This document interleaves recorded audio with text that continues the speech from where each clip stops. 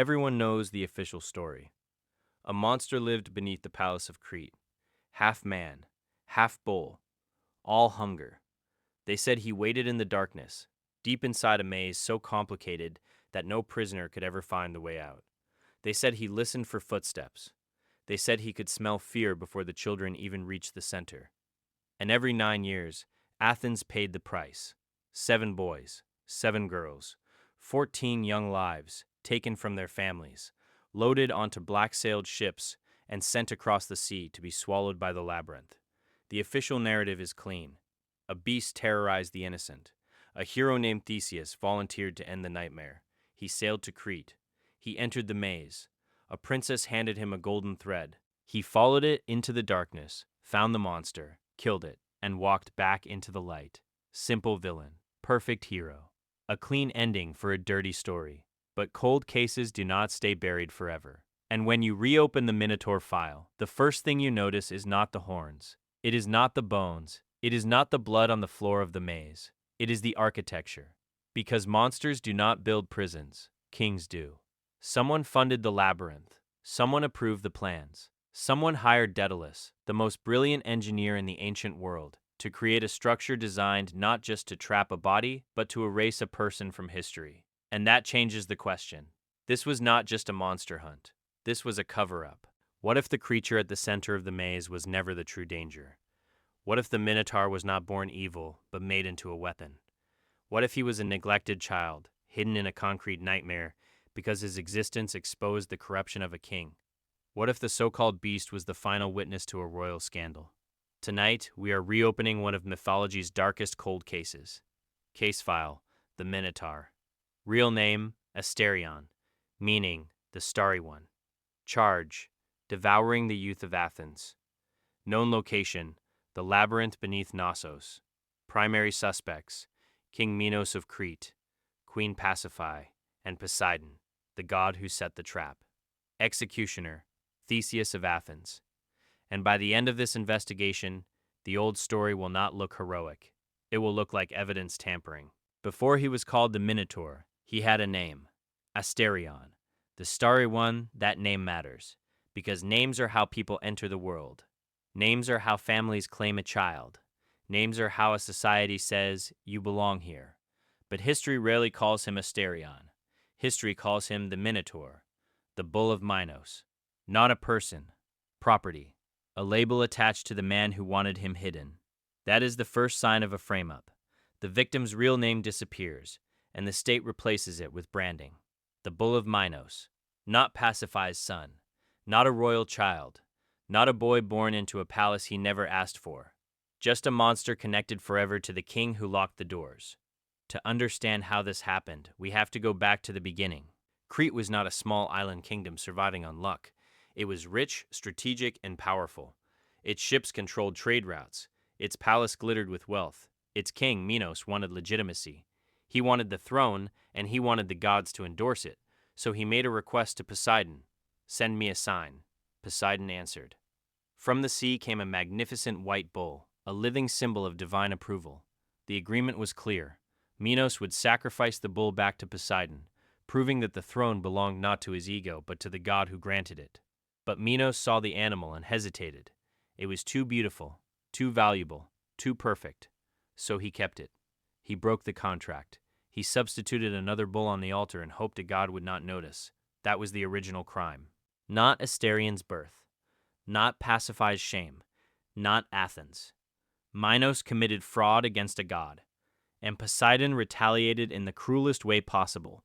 He did not strike Minos down. He did not flood the palace. He did not take the throne away. He turned the punishment sideways. He cursed Queen Pasiphae with an unnatural desire for the bull. The king sinned. The queen was cursed. The child paid. That is the pattern of this case from the beginning. Power makes the decision. The vulnerable absorb the consequences. Asterion was born from that curse. And the moment he entered the world, he became evidence. Evidence that Minos had offended Poseidon. Evidence that the king's divine mandate was not secure. Evidence that the royal household was not blessed, but contaminated by scandal. The myth wants us to see a monster, but strip away the fear language, and the file reads differently. A child was born with a body the court did not know how to explain. A human child with an animal head, a visible, undeniable mark of his stepfather's failure. He did not ask to be born. He did not choose his face. He did not choose the curse, the palace, the politics, or the fear that followed him from his first breath. The prosecution will say he was dangerous. Maybe, eventually, he was. But dangerous is not the same as guilty. And a child cannot be guilty for the crime that created him. Suspect number 1, Poseidon. The god of the sea did not just punish a king. He engineered a birth that would destroy a family and terrorize a kingdom. Poseidon knew exactly what he was doing. A public lightning strike would have ended the matter. A storm could have taken Minos' fleet. A plague could have emptied his halls. But instead, Poseidon created a living punishment. Asterion was not treated as a person by the gods. He was treated as a message, and messages do not get childhoods. Suspect number 2, Queen Pasiphae. She is often treated as a footnote in the scandal, sometimes mocked, sometimes blamed, sometimes reduced to the grotesque details of the curse. But the evidence is complicated. Pasiphae was cursed by a god. Her agency was attacked. Her body became the battlefield where two male powers fought for dominance. A king who broke a promise, and a god who wanted revenge. Still, once Asterion was born, she had a role. The question is not whether she caused the curse. The question is what happened after.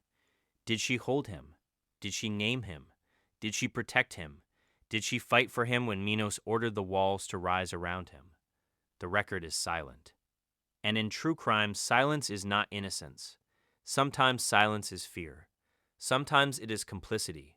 Sometimes it is the sound a mother makes when power has already decided her child is inconvenient. Suspect number 3, King Minos, the stepfather, the ruler, the man with the motive, the resources, and the keys. Minos had the most to lose if Asterion remained visible. Every time the child appeared in public, the people would remember the white bull. They would remember the broken vow. They would whisper that their king had offended the sea god. They would question whether Minos ruled by divine favor or divine embarrassment. So Minos did what powerful men often do when the truth threatens the throne. He changed the story. He did not say, "This child is evidence of my failure." He said, "This creature is a threat to public safety." He did not say, "I need to hide him." He said, "I need to protect you from him." And once the public accepted that framing, anything became possible. A prison could be called a security measure. Neglect could be called containment. Murder could be called heroism. Now we arrive at the central piece of evidence, the labyrinth. For centuries, it has been described as a monster's den, a place of bones, a nightmare chamber, a maze built so the creature could never escape and victims could never survive. But look at it like an investigator. The labyrinth was not a cave. It was not a natural pit. It was designed, commissioned, funded, built by Daedalus, the most brilliant architect of his generation. That means there were plans, labor, materials, security decisions, royal approval. This was not panic. This was policy. And the biggest question is obvious. If Minos truly believed the child was an uncontrollable monster, why not kill him? Ancient kings were not gentle men. They killed enemies, rivals, prisoners, and sometimes their own relatives. If Asterion was only a threat, the simplest solution was immediate execution. But Minos did not choose the simplest solution. He chose the most expensive one. He built a maze. Why? Because Asterion was not just dangerous.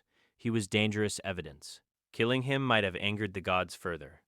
If Poseidon created the child as punishment, murdering that child could be seen as rejecting the divine sentence. Minos had already broken one sacred obligation. He could not risk another. But allowing Asterion to live openly was politically impossible. So Minos found the middle path of cowards. Do not kill the evidence. Bury it alive.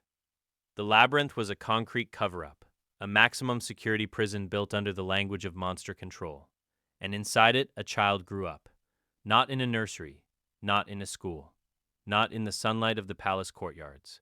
In darkness, in stone corridors, in isolation so complete that even his own name began to disappear. We have to pause here, because mythology moves fast. It says, the monster was placed in the labyrinth, and then it jumps to the sacrifices. But years passed. Decades, maybe. Asterion did not remain a baby forever. He became a child in that maze, then an adolescent, then a grown body with no normal human contact, no education, no community, no love, no moral instruction, and no chance to understand why the world had rejected him. If he became violent, that violence did not appear from nowhere. Modern psychology has a name for what he endured: solitary confinement, sensory deprivation, institutional neglect, developmental trauma. Take any living being, lock it away from birth, deny it language, affection, touch, sunlight, and social learning, and then act shocked when it does not behave like a civilized citizen. That is not justice. That is manufacturing the evidence you need. The labyrinth did not contain the monster. The labyrinth created the monster the court needed him to become. The most damning part of the official story is the tribute. After Athens lost a conflict with Crete, King Minos demanded payment. Not gold, not ships, not grain, children. 7 young men and 7 young women sent to Crete every 9 years. The accepted explanation is simple. They were fed to the Minotaur. But that explanation benefits one person above all: Minos. Because if the teenagers died in the labyrinth, then Minos could claim their deaths were not executions. They were offerings, necessary sacrifices, the unavoidable cost of containing a beast. But look again. Athens was a conquered or subordinate rival. The tribute system was political domination. Every shipment of teenagers reminded Athens who held power. Every grieving family became proof that Crete could reach across the sea and take what it wanted. So the investigator's question is this: did Asterion actually eat them? Or did King Minos use the Minotaur as a terrifying excuse to execute political hostages from a defeated city? We do not have bodies. We do not have autopsies. We do not have witness testimony from survivors. What we have is a royal story produced by the same regime that built the prison. And regimes lie. Maybe some tributes entered the maze and died there. Maybe Asterion, starving, terrified, and conditioned by years of abuse, attacked strangers dropped into his world like intruders. That would be tragic, but it would not prove he was the architect of the system. A prisoner does not design the tribute schedule. A prisoner does not command ships. A prisoner does not choose 14 teenagers from Athens. A prisoner does not turn political extortion into religious theater. Minos did. He controlled the intake. He controlled the maze. He controlled the story afterward. And the story always ended the same way. The monster ate them. Convenient. No executioners to name. No orders to trace. No prison records to review. Just a beast in the dark, absorbing all the blame.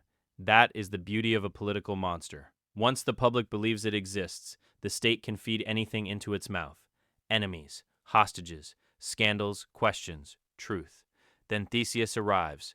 The official record calls him a hero, a prince of Athens, brave volunteer, liberator, the man who ended the tribute and freed his people from fear. And from the Athenian perspective, that may be true. Theseus had reason to act. His city was bleeding.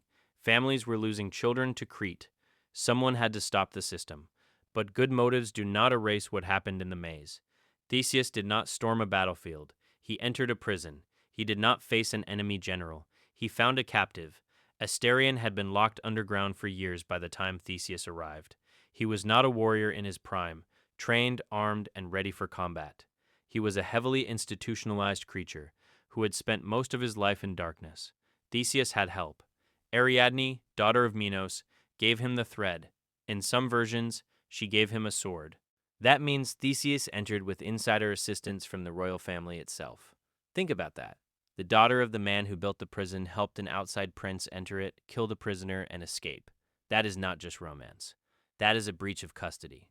A palace insider gave the executioner access to the final witness. The myth frames the golden thread as cleverness, but in investigative terms, it is evidence of cooperation from inside the regime.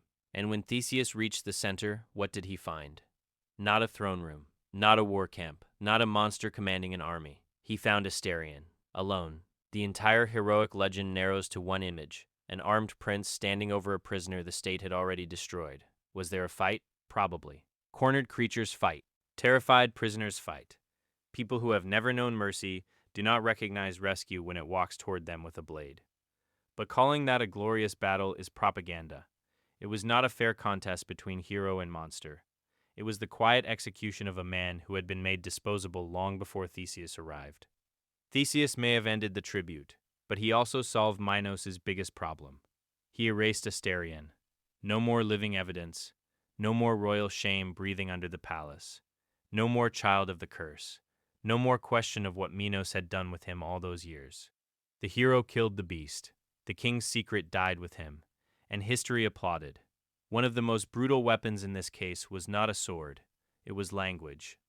Asterion became the Minotaur. The Starry One became the Bull of Minos. That change is not cosmetic, it is strategic. Real names create sympathy. Labels create distance. If the public hears that Asterion, a neglected royal child, is locked beneath the palace, they may ask questions. How old is he? Who feeds him? Does his mother see him? Why is he punished for Minos' crime? But if the public hears that the Minotaur, a savage beast, is contained in the labyrinth, the questions change. Is it secure? How many has it killed? Can it escape? When fear takes over, compassion becomes politically useless. That was Minos' genius. He did not merely imprison Asterion. He controlled the narrative around him. He turned a victimized stepson into a government brand of terror, the Bull of Minos. A name that sounds like ownership, a name that ties the monster to the king, but in a way that strengthens the king instead of exposing him. Minos becomes the man powerful enough to contain the horror, the protector, the necessary ruler, the one standing between civilization and the thing in the dark. But that is the oldest trick in the authoritarian handbook. Create the crisis. Hide your role in causing it. Then demand obedience, because only you can manage the danger.